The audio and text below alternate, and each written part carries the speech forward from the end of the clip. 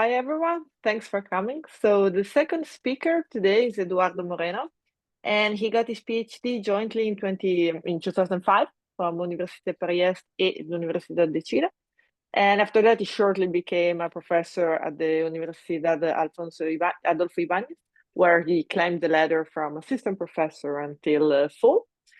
And a few years ago, he decided to come to France, where he spent the sabbatical year at the ESSEC, 2023-2024, and then he fell in love with Paris again a second time, where he still is at Google. So he now has two appointments, so at the Universidad Adolfo Ibanez, Google Research here in Paris. And he's an expert in stochastic programming mainly. So thanks for joining us. Thank you, Sylvia, and thank you to all the organizers for the invitation. Glad to be here. Yeah, so this is a joint work with Ivana Ljubic from ESSEC Business School and Javiera Barrera, which is from Universidad Adolfo Ibanez in Chile. So my talk is about, I put this title of facility location, but in general, the problem definition is more global than that. So the problem that I'm studying is a two-stage stochastic problem when at the first stage we have some kind of assignment. I will use facility location for setting up the problem, but probably in that case, customer are assigned to open facility. You need to set the facility and the assignment for the customer, but also the generalized assignment problem when you have tasks and agents and you need to assign tasks to the agent, or probably vehicle routing when you have this customer and you decide the routes that will take the vehicle. And after deciding that, there is a stochastic demand. So you need to serve this customer assigned to the open facility, but they have a demand which is stochastic, and you have a limited capacity. So and what I'm adding here is, okay, in the case that the aggregated demand at a given facility or agent or route is larger than your capacity, well, this unserved demand can be outsourced or can be penalized. Probably you can buy other one to serve the demand, or you will receive a penalty which is higher than the cost of serving that. So this is a general framework. I will focus on facility location to fix some idea, but you will see that there are other problems that can be also considered. And in my case, my objective is what happened when we try to solve this problem for general probability distribution, not just for single scenarios or a fixed number of scenarios. What about working with a continuous distribution or a large set of discrete scenarios? So this is the focus of this talk. So I will explain now a little bit the context of the problem. So to fix some idea, we will work with the classical capacity facility location. We have a set of customers and a set of potential location. You need to decide on the first stage on this problem, and which will be the first stage of our problem, which facility to open and how to assign the customer to the facilities. And there's a cost for each facility, and there's a cost for each customer to a facility. And all the facility has a capacity, so you will have a demand, and the demand will be assigned to that. But if the demand is larger than the capacity, well, if the discrete in the deterministic case, you cannot select, for example, you cannot select this facility, so you will need to find another assignment for solving that. Well, the idea of sourcing is, well, I can pay a penalty in that case. So, for example, maybe I don't have enough capacity on this facility for that. Well, instead of, I will serve only one because this is the available capacity, and I will outsource the other one, or I will pay a penalty for the other two.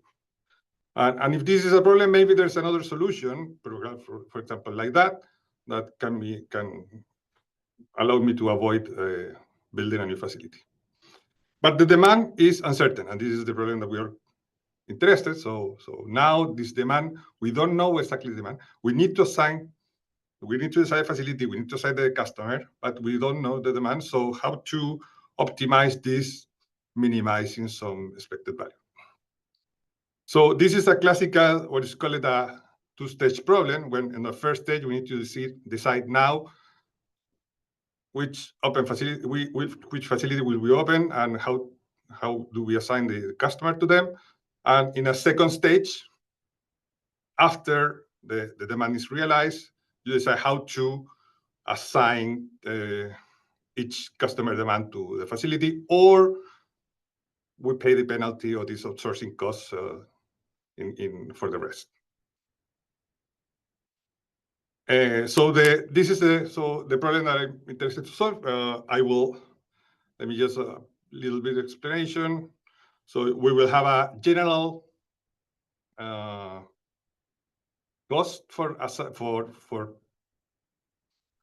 each unit of demand from a customer to a facility, and we will have a very general also penalty, which also depends from the customer on each facility. So it's a very general context. We can rewrite that problem in this way. So you can think that in the first stage, I'm designing a facility and I'm outsourcing everything. In my second stage, I'm deciding which of them I will serve, and I will gain. My profit will be the difference between this outsourced cost and the cost for me for doing that. So this is a classical two-stage problem.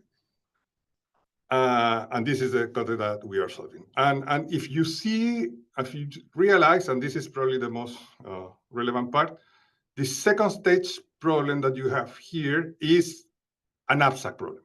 And in general, probably all this can be applied to any problem that when in your second stage you have an abstract, and probably some ideas can be also extended to others.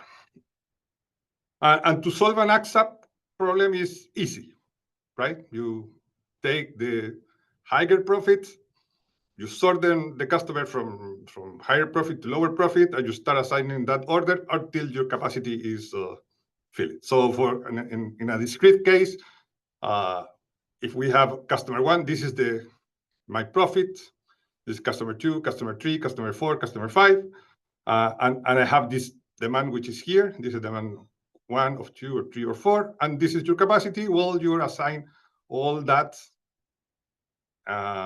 Not all the capacity, all the demand of customer 4, just until the capacity is reached, and this area will be your profit or the second stage. This is a classical knapsack problem, right?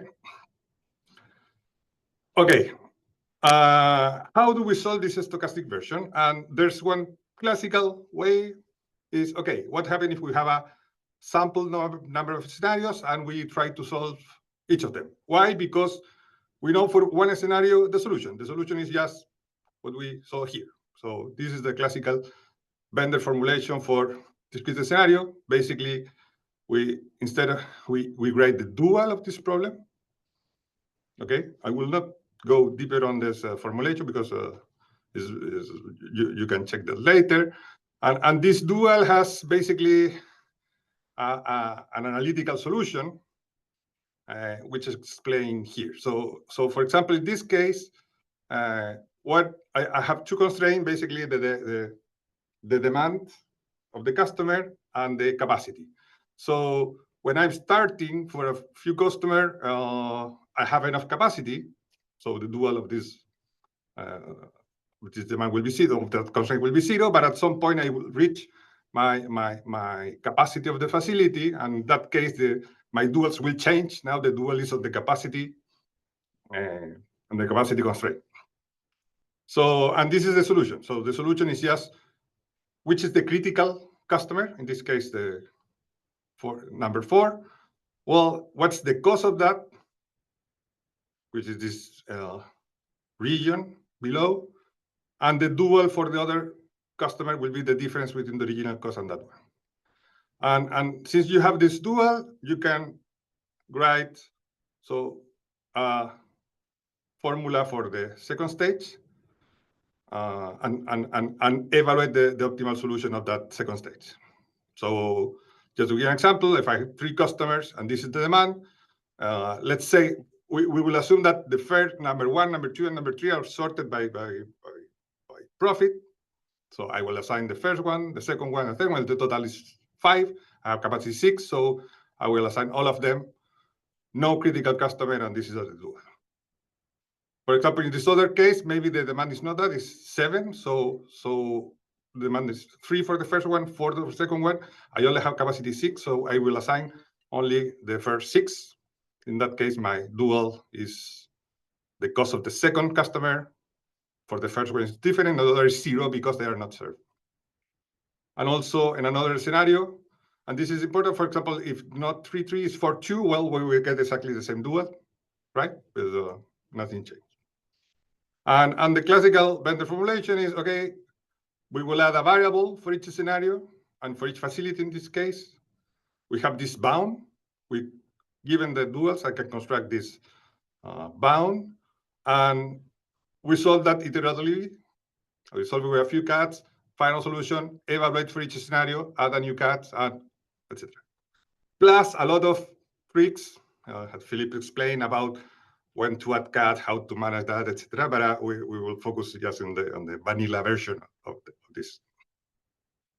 Okay, this is the classical way of solving, but as I told you, I'm interested in what happened with the general distribution, because this is the classical way is, okay, I know that my demand is, I don't know, a Poisson, exponential, a Gaussian, okay, I will sample a scenario and solve that. But that's an approximation. So can we try to solve the problem with general distribution?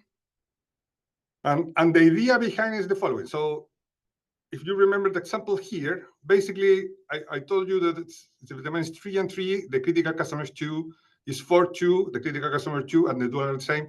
If the demand is 1 and 5 or 1, any combination of the demand where the critical customer is 2 have the same duals. So why can we try to group all of them in some sense and use that? And can we compute the probability of that happen? So this is more or less the idea. And one simple trick is a rewriting of this.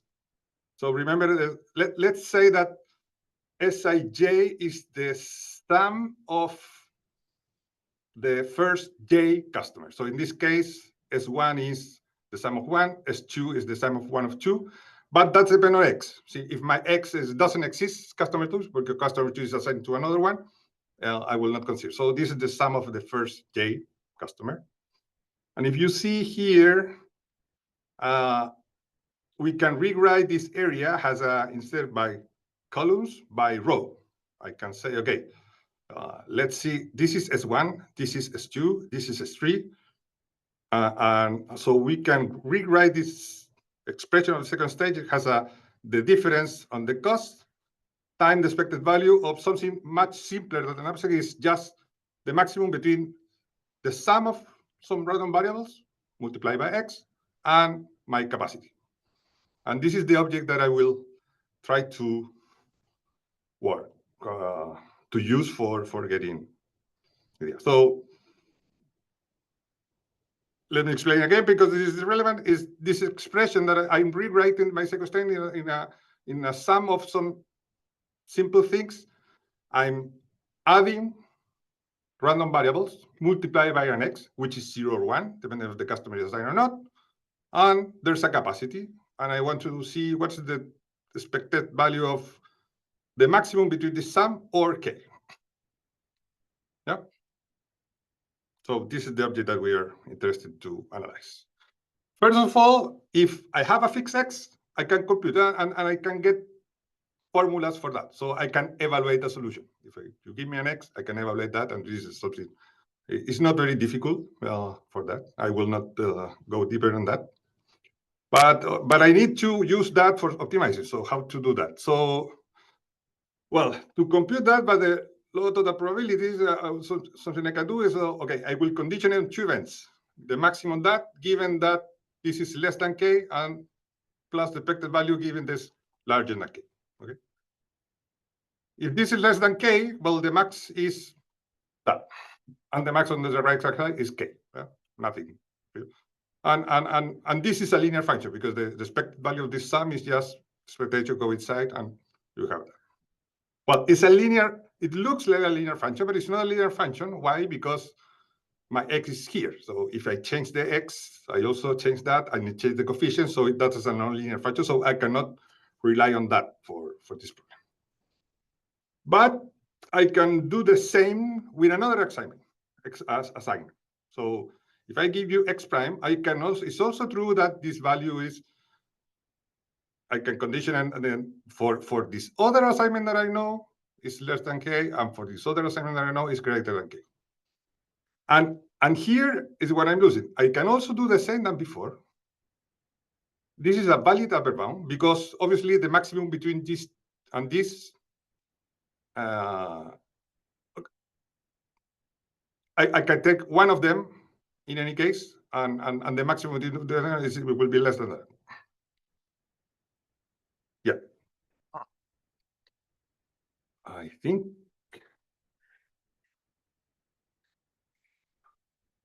Sorry, it's a mean.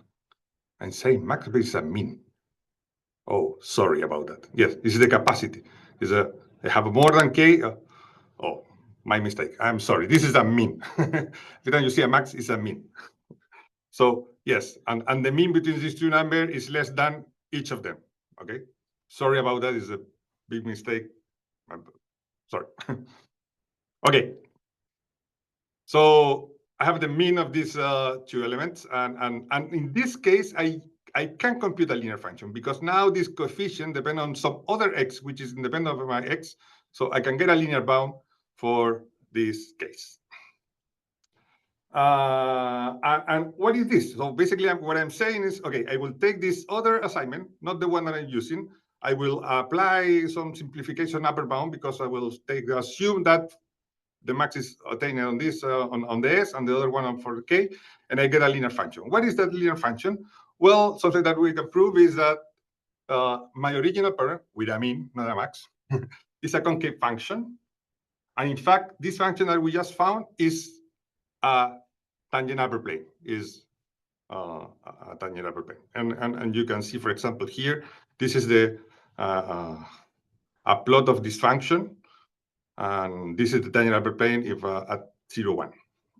So this is nice because then I can use Bender for that. So I can rewrite my problem. I will create a variable, Cij, which is the value of this expected value of mean of Sij. And I will solve that problem. Get an x. I can construct a cut like before, in this way. I can add this cut, re-optimize, find a new x, and iterate, right? And this is a generalized vector optimally cut, which is valid, and in fact, since it's tight on x, when x prime will be the optimal solution, you will get the optimal solution. So it's a converge to the solution. I have 8 minutes. Can we do more than that? Yes, we can do more. For example, you can also apply other probabilities. This function is submodular. Submodular, if you're not familiar with submodularity, is if a function is set evaluated, so not in Rn, but on 0, 1 out to the n, so taken subset of elements. The idea of submodular is kind of convexity, concavity for the discrete case has a diminishing result. So adding a new element, what I'm gain for adding new elements is diminished with the size of the set. And in this case, this function is submodular, which makes sense. If I am summing 10 variables and a new one is different when I have only one variable and another new one, because I will have a fixed capacity. So it's expected that property. And that's true for any scenario, and so in particular, it's true also for the expectation.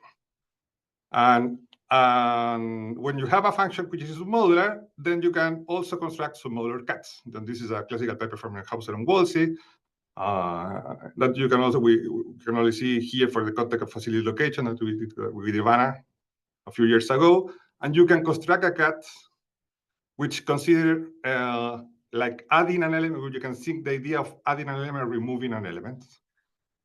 which give you a cut, which is, and this is interesting, if you see here, you will see that there is the cuts go below the function. And this is because it's a discrete cut. So the cut is a valid cut for the integer points. Okay. So in this case, it's a cut which is a better cut, a stronger cut than the original tangent hyperplane that we found.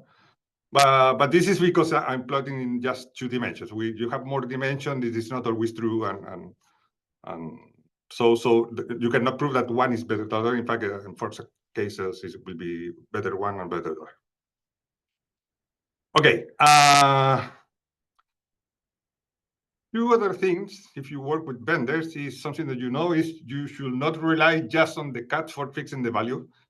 You need to add some structure to the problem for this value. If not, they will take crazy values and it will take forever to converge. So there are some basic properties that I start. So remember, this is like the expected value of something. The first one is if I'm the expected value of the minimum of this will be the minimum one and the minimum other. If I'm adding a new variable, this expected value will be higher, but will not be much higher than adding the expected value of the new element that I add. So that gives you some constraint for the problem. I don't have much time, so I will not explain. But another thing that is not very good is in the previous case, since I'm summing random variables, there are a lot of properties where we know the distribution of the sum of exponentials, sum of Poisson, the sum of binary variables, but we don't know much about the weighted sum of them.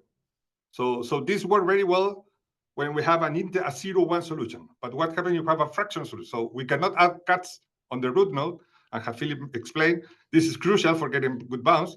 So can we try to do that? And yes, it's possible. We found that if we can create like a dominance, if we know that we have K customer assigned to the facility, we can consider the K worst customer, which is probably the one with the higher demand, and using that we can like pre-compute the value for each of the integer values, and then adding a piecewise linear function for fixing that.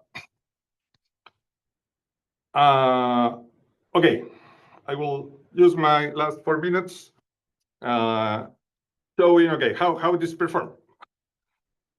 And we use this data set from Alvarez and Bola, which is a data set for exactly this problem with 50, 30 customers with random demand.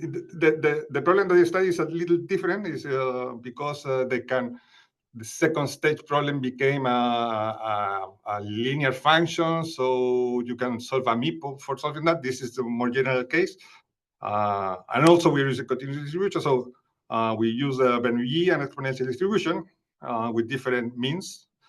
And we will try to compare all of them, and I will compare them adding 1 cut for each i.j, let's say, or a single cut for the whole facility. So this is an aggregation of cuts. And this is the performance. This is the performance profile. Basically, I'm showing here the percentage of days. So I solved this problem for 1 hour, and I'm reporting here the gap of the solution after 1 hour. And the colors are the different methods.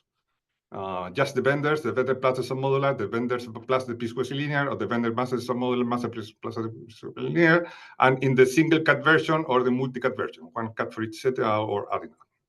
And so it's very interesting for the i.i.d case, so the manner independent identically distributed.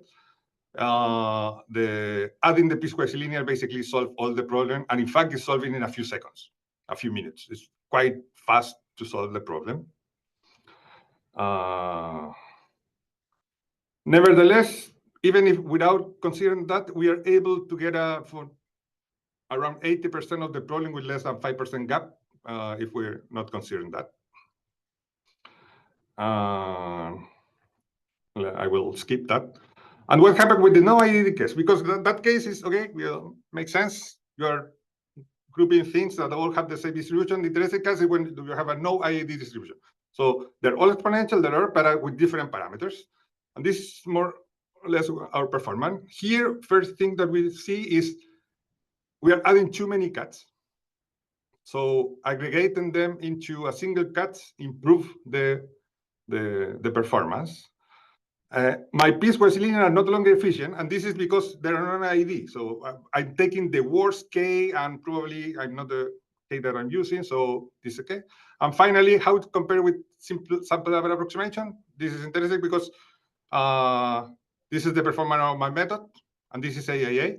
If I use just a few scenarios, 10 scenarios, yes, I can solve the problem, but the solution is quite bad because with only 10 scenarios, I don't have a true approximation of the distribution. If I use 1,000 scenario, okay, yes, I cannot use all of them because the performance is very bad. And 100 scenarios, something in between, but still we are solving that. And most importantly, we are getting a lot of optimal solution, and this is not the case for SAA. So this is.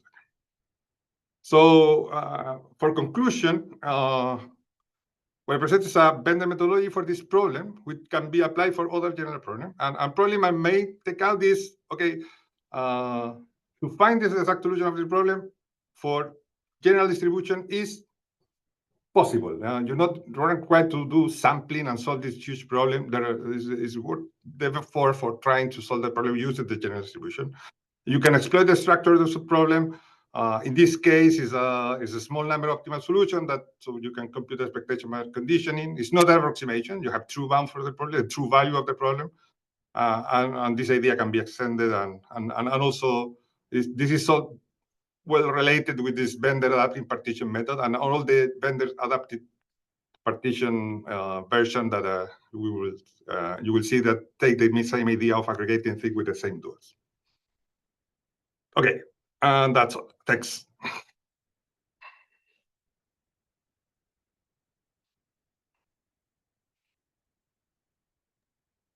Well, I'm sorry for the max. Oh no, no. Thank you so much for your talk. Well, we will have time for questions in the breakout rooms now. So there's going to be 2 breakout rooms, but I guess I will first end the recording. Before I do, for those of you who are here and those of you who are watching at homes or whatever you are watching on a big screen, with popcorn. You will hopefully hear from us sometime soon about the next season. So stay tuned for more news about dots. We are planning to return. Let me stop the recording.